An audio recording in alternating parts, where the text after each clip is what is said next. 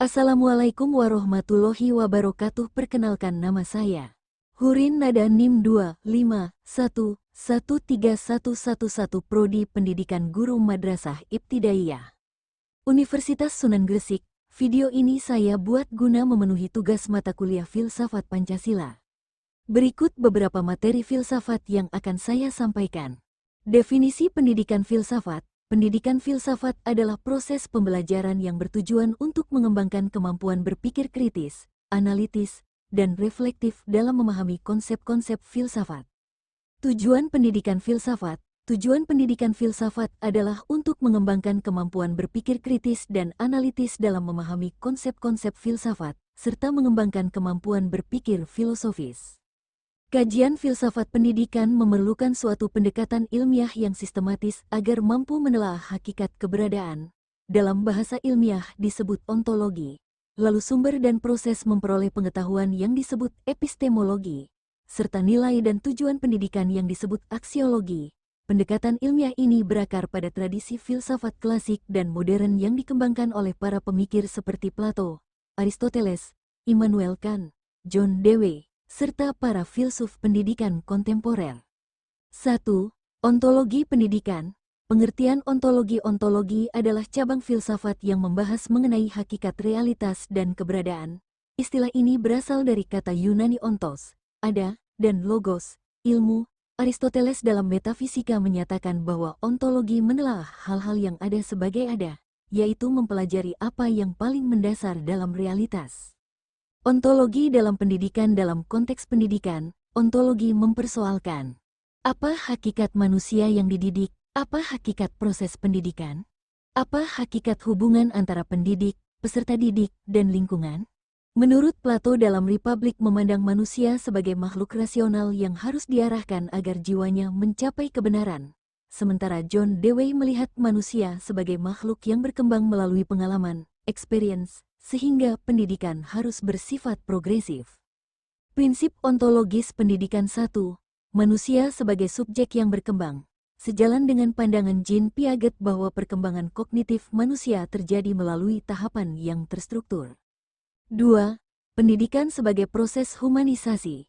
Sebagaimana ditegaskan Paulo Freire dalam Pedagogy of the Oppressed bahwa pendidikan bertujuan memanusiakan manusia.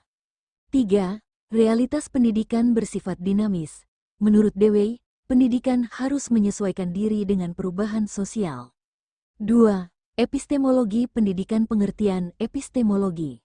Epistemologi adalah cabang filsafat yang mempelajari sumber, metode, serta validitas pengetahuan. Immanuel Kant dalam bukunya yang berjudul Critique of Pure Reason menyatakan bahwa pengetahuan lahir dari interaksi antara pengalaman, empirisme, dan nalar, rasionalisme. Epistemologi dalam pendidikan. Epistemologi pendidikan membahas bagaimana peserta didik memperoleh pengetahuan, apa metode memperoleh kebenaran dalam proses belajar, apa yang membedakan opini, pengetahuan, dan keyakinan. Plato mengemukakan bahwa pengetahuan sejati bersifat rasional dan dapat dicapai melalui dialektika. Sebaliknya, David Hume berpendapat bahwa semua pengetahuan berasal dari pengalaman indrawi. Prinsip epistemologis pendidikan. 1.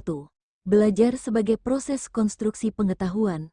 Menurut Piaget, pengetahuan dibangun secara aktif oleh peserta didik. 2. Belajar sebagai hasil interaksi sosial. Vygotsky mengemukakan bahwa pengetahuan muncul melalui mediasi sosial. 3. Pembelajaran yang mendorong berpikir kritis. Dewey menekankan pentingnya reflective thinking untuk menghasilkan pemahaman yang bermakna.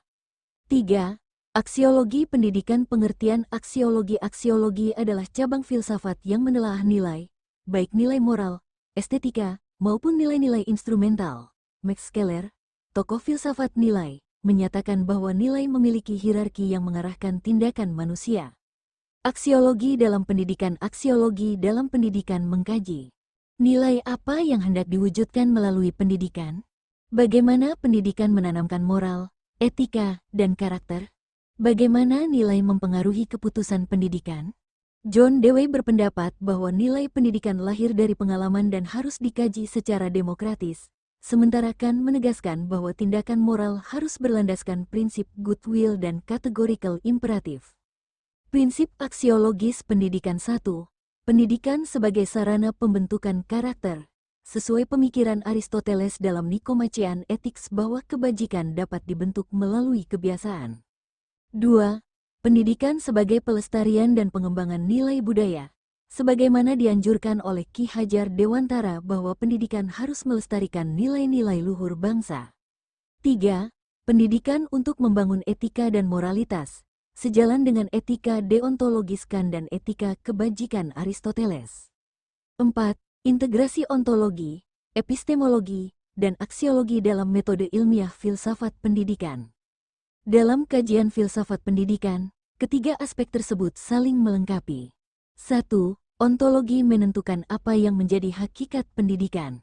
2. Epistemologi menentukan bagaimana pengetahuan pendidikan diperoleh dan diuji kebenarannya. 3. Aksiologi menentukan untuk apa pendidikan diselenggarakan. Proses ilmiah filosofis dilakukan melalui analisis konseptual, sebagaimana digunakan oleh Ludwig Wittgenstein untuk memperjelas makna istilah-istilah pendidikan. Metode dialektik, sebagaimana dikembangkan Hegel dan Plato, untuk menguji argumen melalui tesis, antitesis, sintesis. Refleksi kritis, sebagaimana ditekankan oleh Dewey, untuk mengevaluasi nilai dan tujuan pendidikan. Pendekatan hermeneutis, sebagaimana dikemukakan Gadamer, untuk memahami makna teks dan praktik pendidikan dalam konteks sosial budaya. Demikian presentasi dari saya mengenai metode ilmiah filsafat dalam kajian ontologi, epistemologi, dan aksiologi pendidikan. Semoga materi ini bermanfaat dan bisa menambah wawasan kita semua. Terima kasih sudah menonton. Wassalamualaikum warahmatullahi wabarakatuh.